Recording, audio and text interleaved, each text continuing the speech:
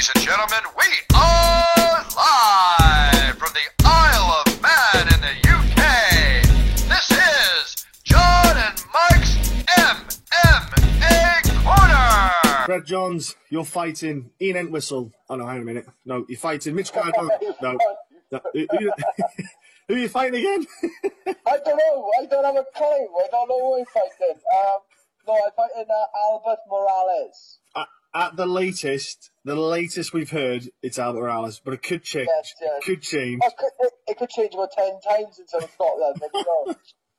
But UFC Scotland, bro, you did Belfast, mate, and that was a hell of an emotional kind of crazy. Since then, since you got that UFC win, what's Wales been like, so to speak, in the reaction to, you and Jack as well, making, your marks in the UFC that night? Like, how's it been that whole time period? I was absolutely nuts back home. Like, I left, I think we left Belfast like the day after, it was the day after. Yeah. I got back home on Sunday night, and there was 40, 50 people outside my house. And I found that crazy because I was 12-0 before that. I had two world titles, and nobody they're not supposed to give a shit. They did give a shit, but it really showed how much bigger it really was, And even and the best thing about it was, I'm more of a football fan, the Welsh football fan, but I do enjoy watching the rugby. But on that night, the rugby wasn't a good performance. Wales played Japan, and it wasn't really a good game. So everybody turned their attention to the fight, and it was brilliant. I had a lot of love. I said the highlight of last year was 3 o'clock in the morning. I was sitting in the hotel with the Handsome Blue. Yeah. I was covered in bruises. I had my phone on my lap. I was looking through the Twitter and the Facebook and Instagram, and I was eating a Nando's cheesecake, and it was the happiest day of my life. Oh yeah, I remember seeing you in the morning, in the hotel, yeah, because Ali Bagatinov took my groin guard back to Russia.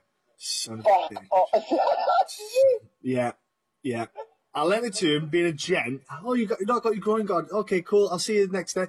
And he fucked off to Russia with my groin guard. Yeah. Did you know that's been swapped around about 30 or 40 times between them fighters? I'll still have it. It's a great groin guard. That groin guard is mint.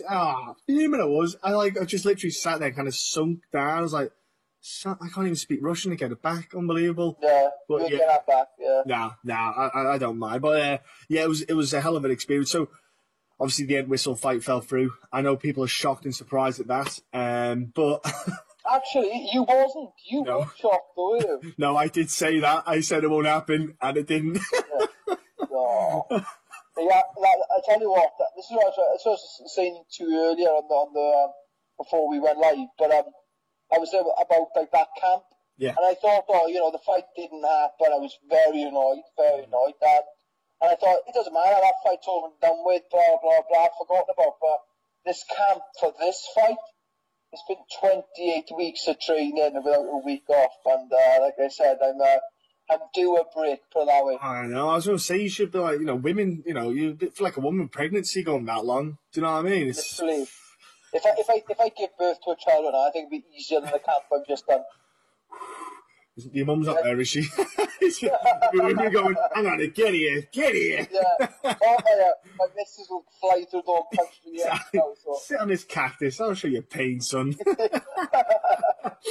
So look, what I like about this fight with Albert Morales, for your style, it's beautiful because you're an aggressive forward fighter, and that is perfect against a guy like this because he's not really one for shooting in for takedowns. His takedown isn't it's not very strong.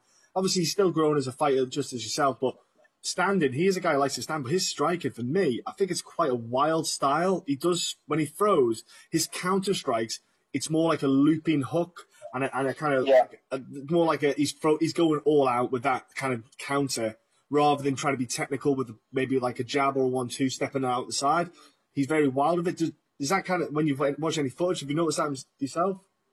Yeah, I watched the last couple of fights of his, and I like the guy. I don't dislike him. Yeah. You know what I mean? We vaguely passed each other in Vegas, and we kind of just went, "Hey, what's up?" Yeah. not knowing that we were going to be fighting in 6 weeks afterwards or whatever it was. But I've watched his fights, yes.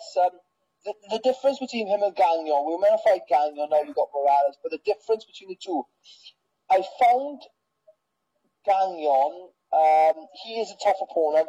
That would have been a harder fight to win. Yeah. But Morales, it's an easier fight to win, but I feel like he's the more dangerous opponent. Because he's so wild. Yeah. You know, when I'm shot, I'm not naive. When I'm shot, it's been the chin. Chances are I'll go to sleep, like, you know what I mean? I don't want that to happen, but I've got a good game plan. I'm looking forward to actually going in there and getting it done with. It's been, you know, people come at me like, oh, it's been a long layoff. It hasn't been a long layoff. I haven't stepped foot out of that gym before I start. You know what I mean? So it wasn't intentional. It wasn't intentionally. No. You were technically meant to fight sooner. It just happened. It's the fight game. You know yourself. It happens. Yeah. Like I said, you know, it was a killer back there. But like I said, now was the new chapter. And like I said, I'm looking forward to going in there, and I'm looking forward. I hope that people will see a different style. You know what I mean? I want people to look and. John, I'm being honest with you. I'm not going in there other than to get that 50k. That's the only thing. Doesn't matter how I get it. I will be one of them fighters that takes on 50k on July the 16th. I promise that. You know. Now that is a good thing to go for, and that's a great. You know, fans are going to like that because that means finish. Yeah. You know, they want. Well, it'd be 3-round war, but we don't want that. We want to finish. All right. No. Yeah. You don't want to look like Elephant Man by the end of it. No. I don't want to look like Jack Marshman after. No. That picture of you two is great. Class. What I love is the time period that since you're fighting UFC, what you've done since then. For example, UFC, nice new complex in Vegas, training with Pickett down at his place. All this little stuff that's been happening since then. Obviously, you've been kitting yourself out with some nice little car. I would like you to get a Ford Fiesta XR2i myself, but I'm just talking about a bit of decent class there. I had one of them when I was 16, mate. 16, I had one of them. I was just like, the pocket rocket. Beautiful thing. I'll tell you what, that flew. That acceleration was insane back then. My bumhole went, you know, when I went, nah. I was going to say, I did like an interview a few weeks ago. And the guy was like, oh, so do you know before you signed with the UFC, you said you sold your car? I was like, yeah. He said, what car was that? I said, I was a Peugeot 106. And he said, right, now you're in the UFC, you know, apparently you've made it. What car have you got now? And I went, a Peugeot 106. I've just gone from a 1.1 to a 1.4. Yeah. That's the difference, you know? Yeah, I see the post man. I'm just like, he likes them kind of fast, nippy cars. I'm just like, I tell you. The hot hatches. Mate, it takes me back. Like, oh my gosh, I remember all those and the XR2i and stuff. Oh, mate. But so let's talk about Pickett then. Is that something you just messaged him and it happened? How did that go down then? You go to Team Zion? Well, after the belt, I got in contact with him actually. It wasn't long after my surgery last May. So it was like 3 or 4 or 5 months before the call. And I met him up there and said, look, you know, he'd heard of me. I went up to him and said, mate, I remember walking downstairs and he was warming up Dominic Wooden for his fight. And I looked at him, he looked at me. I kind of just like, not nasty, just looked at me and went like, oh, man. And I was there like, fanboy, massive fanboy moment. I met him up afterwards. I said, look, you know, you generally just obviously let him know. I don't want to be too fanboy. Let him know. You were my idol. I used to watch you in school at 16, blah, blah. So he went, oh, look, when you're better, we'll heal up, we'll train. And obviously the more fights came, we ended up getting a call in Belfast. And he was out there with Horiguchi. Yes, he was, yeah. So we were in the same changing room as well. And I don't remember much afterwards, but obviously, I'm not sure if I told you, I blacked out after my Belfast fight. I don't remember up to an hour and a half after my fight. Fuck, I remember we were talking after the fight. Remember when you walked out? Yeah. And then you went, so backstage, all that happened then, yeah? Yeah, about backstage, yeah. And I was like, I really struggled like that, you know what I mean? And I just went in the changing room, and apparently, well, when I did it first of all, when I don't remember, I walked straight to Pickett. Pickett was talking to me. To this day, still don't remember what he said. But I remember having a photo on my phone, and I was covered in bruises and stuff. And then a few weeks later, he said, look, it'd be good for you in the new year to come up and train. And it was an offer that was too good to miss. Like, Yeah. you know, and all fairness, he messages me. He does message me often. And like I said, I went up there for a week. His family took me in. His family were great. Him, Sarah, his little boy Buddy, the dog Bonnie, and they were all fantastic. And like I said, it was that was a dream come true. And being involved in his last fight camp, I know I wasn't lucky enough to get the fight on the card. Yeah. But being involved, being on the same card as him for London was a dream come true. That was genuinely to this day. That was the only reason why I wanted to go on London, was because it was Brad Pickett's last fight. It was nothing to do with the obviously I fight for mine. It was nothing to do with the money. It was nothing to do with the fact it was close to home. It was just to do Pickett's last fight. I went in on that card. Yeah, I tell you what, you're right about the family. They are just awesome. And Buddy, I tell you, the videos he does, the snaps and stuff, absolutely hilarious. I tell you, people, if you don't follow Brad, you're missing out. He's class. Yeah, he's really funny, especially on like Snapchat and Instagram stories. He's really funny. Like, And the kind of atmosphere there, the training that you got there, it must have been great having different partners to train with as well. That was... It was brilliant. And not only that, up in Team Titan is a super high level, you know what I mean? Like, not that I haven't got that the same sort of competition back home. In my gym back home, I train with a bunch of amateur guys and new pros who beat the living daylights out of me. But up there was like, obviously, now... Cage Wars World Champ Nathaniel Wood. I tried to spar with him, and it was a good. I enjoyed sparring with him. I sparred with Brad. There was a couple of other guys I sparred with, and it was amazing. Like I said, I was honoured. I was absolutely honoured to go up there. I was invited up there, and I appreciate it. And that is something I'm not going to forget. I'm having my UFC debut, but I'm also not going to forget the fact that my hero asked me to go up and train with him. I'm not going to forget that. And it was a Snapchat the UFC put up. I wasn't on the card at this point, but the UFC put up Brett Jones and Brad Pickett training together. Oh, nice. And I've taken a screenshot of that moment. And I've deleted a lot of photos to save up my memory, but I haven't deleted that photo. You know what I mean? You could just get another phone. Yeah, I get another one. Just get another one. What was I saying? So, is that something you might do in the future though? After this fight card, go back to somewhere like there and train again, just to kind of split yourself, go there, do a week or so, come back and just mix stuff up like that. Yeah, definitely. Brad and my coach Chris now they're back. They've got contacts now. Oh, cool. So I would like to go back up there if I'm honest. Yeah, it'd be a good high level guys. But and not only that, I'd like to take one or two of my amateur guys up there as well. The two guys I'm on about, like I'm not sure if you've heard, but Cage Warriors did the academy. Yes, they do. Yeah, And my training partner Scott Pearson won the lightweight title on the show. Yes, yeah. I do see that popping up. Yeah.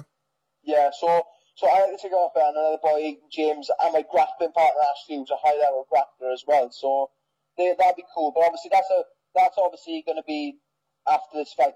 In fact, after this fight, I want to take time off. Yeah. I got some stuff planned after the fight, and maybe then towards the end of the year, we'll look to do that. Yeah. Bit Nando's cheesecake. Oh, John, you don't understand that. I'm struggling. I keep looking at photos of them online.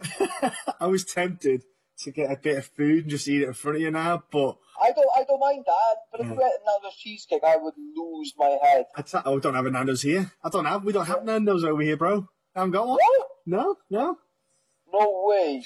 I swear down, we ain't got no Nando's. But I tell you, cheesecake.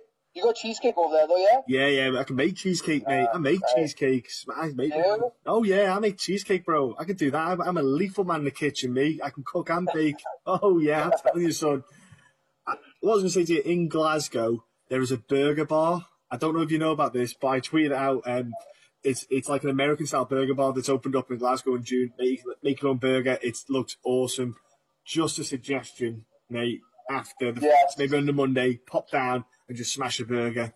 Believe it or not, we are actually we leave really early on Monday. Oh, fuming, mate. Yeah. I'll be eating for you then. I'll eat Thursday, Friday, Saturday for you. I was gonna say, but my dad's driving up to Scotland. Oh, is that coming? Wicked. Yeah. He obviously, people that don't know, my dad's lost his left leg above his knee, and before the UFC call, he was really ill. He had to lose 10 inches of his intestines because he was really ill. He nearly died. The guy, I always joke about, like, if there's an apocalypse, the only thing I'd be alive would be him and cockroaches. The only thing and he's just like flying. So he's driving up, and I think he said he's drunk on his own, which I think is silly. But I said to him, if it's okay with the UFC, I'll happily do a 7 hours or 8 hour drive back home with a massive smile on my face. Yeah. You know what I mean? I'd say your dad he's love your dad. Yeah, I remember we chatted to him, Belfast Card, me and Mike, chatted to him. I'm good, Mike, can't mate, because I'd love to have a race with you and your dad. That's class. Just have we'd be putting money on it. Exactly, yeah. It'd be great. I think all the fighters throw money down, just like pushing down the wheels, have a little course around the bar. It'd be like a really cheap version of fucking the Grand National. Exactly. Yeah. See, you're lucky. With less jumps. Less jumps. You're lucky because your dad's lighter, you see, because he's missing that bit of leg. Mike's got 2, you see. I've got the extra weight load here. So I'm handicapped on that side. Yeah, oh mate, I look forward to seeing your dad. I'll definitely I'll be keeping an eye out for him, man. So look, you went to the Vegas, you got the experience there, super duper fancy performance athlete institute. How did you, when you saw it and you were like, wow, that is awesome, okay, it's pretty cool, the stuff that's in there. Like a lot of fighters said, look, a load of money's been spent on that, but our pay is not being affected. Now, obviously, it's a bit touched up there for a lot of fighters talking about pay, because you got to think, well, they pay the bills. But did any of you think, oh man, you could have spent like maybe £1,000 extra for everyone's wages, something? How did you did anything like that came? Because you must have seen it on social media or something. No, and this is why I always say about the UFC is a business, and my coach actually told me this. Now, the UFC, they're not your friends. They're not your. And this is going to sound bad. I'm not slagging the promotion off at all. You know what I mean? But like, they're not your friends. It's a business, and like this is the reason why when I went up to when I was meant to fight Entwistle, I only had my show money, and I had my Reebok purse. You know, in my head, I would like, oh look, I wanted my show and my win bonus, because I would have, don't pay Entwistle its money, but pay me. Yeah. But it's contracted. No, you get your show money. You know what I mean? And at the end of the day, it's contracted. It was the same thing when I lost my titles. I could have kicked them off bus, but it's in the contract. And I know a lot of fighters lost out on sponsorship.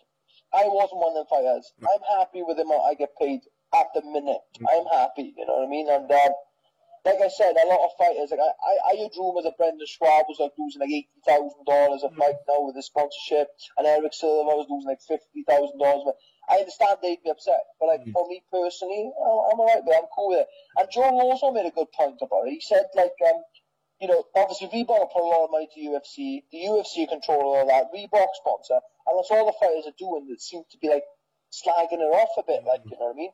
But instead of slagging the thing off, try and take it in and go, oh look guys, my Reebok here, buy some shirts. Otherwise you're not going to get the same sort of like the same. There's a lot of hype behind the UFC at the minute. Do you know what I mean? They sold it for $4.2 billion and stuff. So I think maybe these fighters like Kajan Johnson stood up and said something in the one of the press conferences, and I completely seen where he was coming from, but it's a difficult, touchy subject between the two, you know what I mean? But as fight the pay, I'm happy. It would, don't get me wrong, it'd be nice to get go back to the old days where I could put sponsors on my shorts and I could earn a lot more than what I do.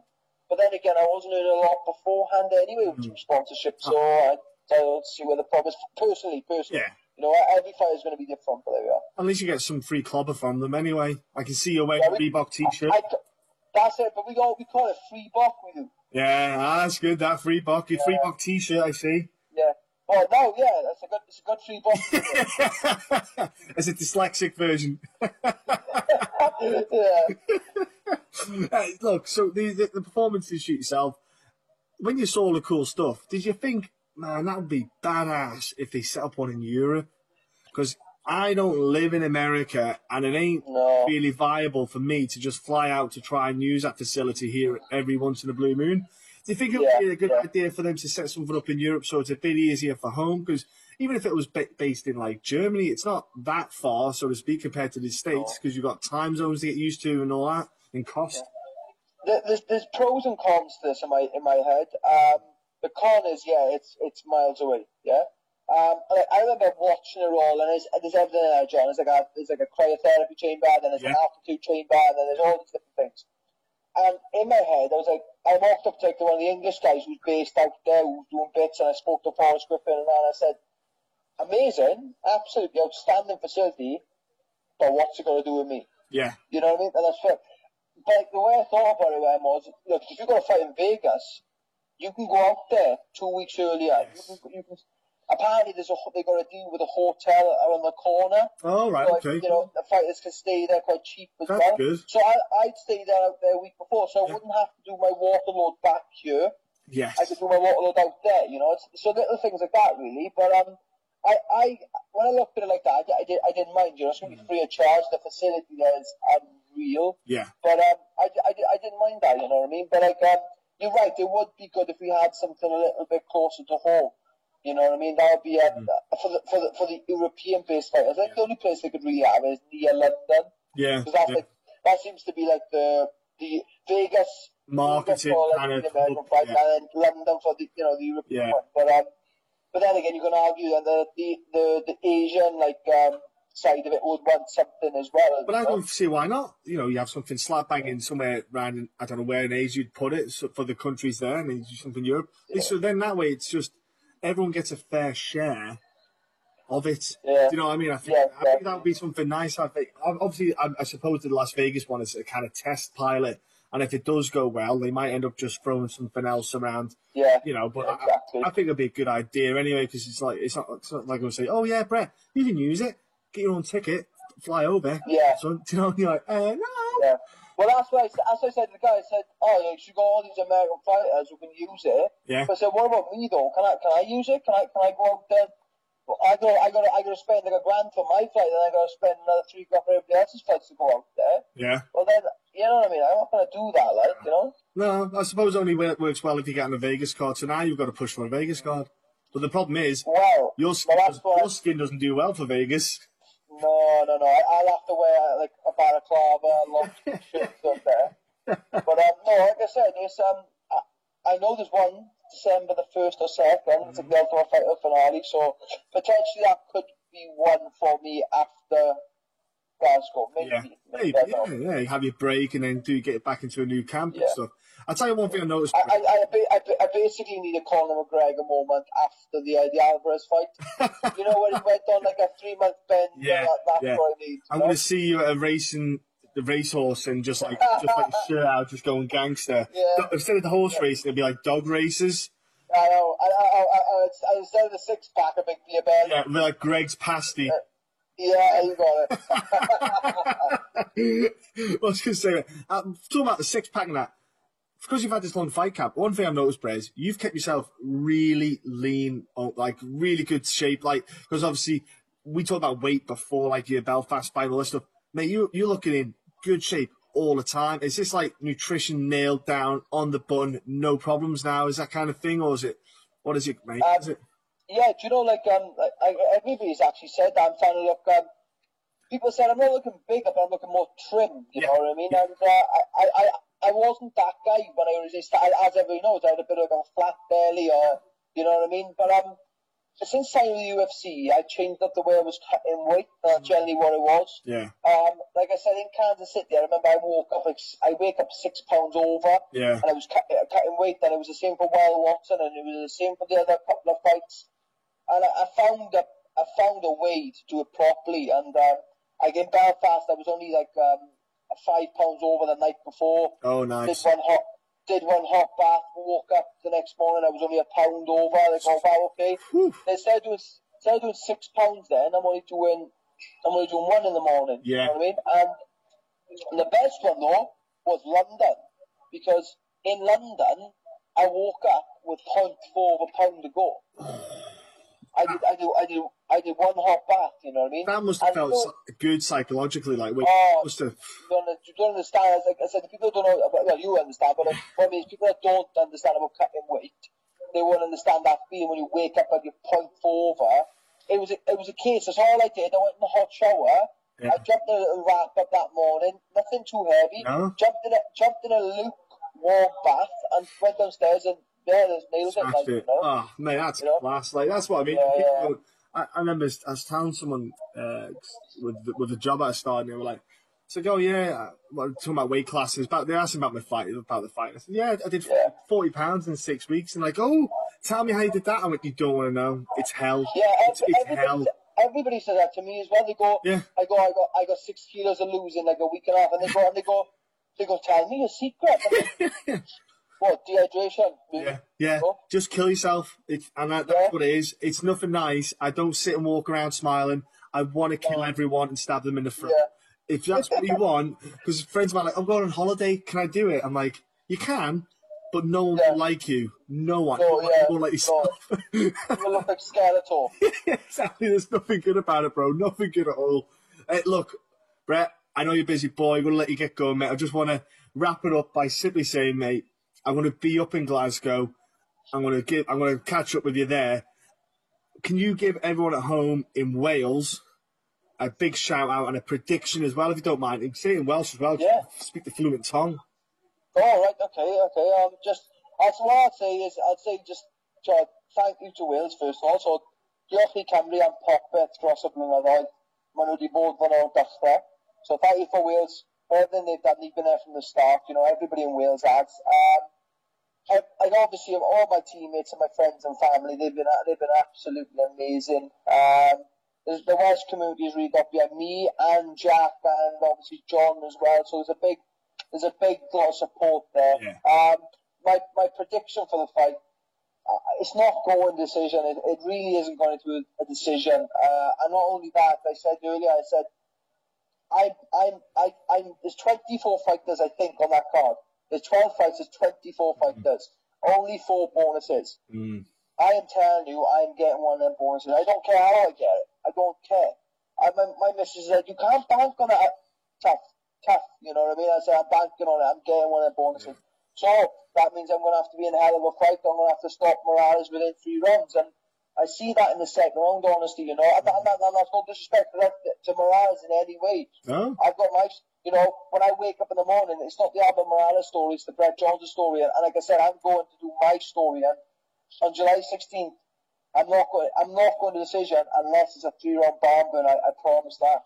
And I'm telling you, folks, tune in. It's going to be fantastic. When Brett fights, you see a real fight. Like, you've shown it in Titan FC, Cage Warriors, UFC as well. It's written there, mate, that you're going to put on a good fight. That's the great thing about you, Brett. That's what I love watching you fight, mate. It's awesome stuff. But look, obviously, you're going to have a nice final week, mate. I'll see you soon. And thank you so much for your time, buddy. No, thank you, John. I mean it as well. God bless me.